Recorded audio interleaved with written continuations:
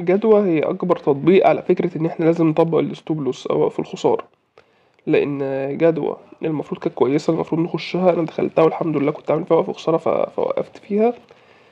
لكن هي دلوقتي في منطقة الأوردر بلوك بتاعها، يعني ده الشمعة دي، ده الأوردر بلوك اللي صعدها أصلا، هي دلوقتي في مناطقه. حتى الآن ما أظهرتش أي شيء يدل إنها صاعدة. لو الأسبوع الجاي قفلت بشمعة خضراء ده يدل إنها وارد ترجع تصعد، لكن في العموم هي يبدو إنها هابطة. فالأفضل أنت دلوقتي فيها، وبما إنك فيها والدنيا لسه خسرانة فكمل، يبقى وقف خسارتك هنا عند 604.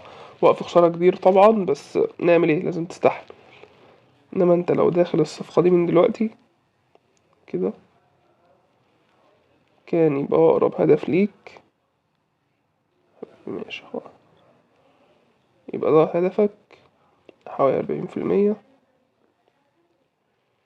وقف خسارتك هنا حوالي 20%، ده لو انت داخلها دلوقتي. انا شايف ايه، شايف ان ده اوردر بلوك المفروض تصعد منه، لو ما صعدتش منه خلاص لازم تطلع من السهم.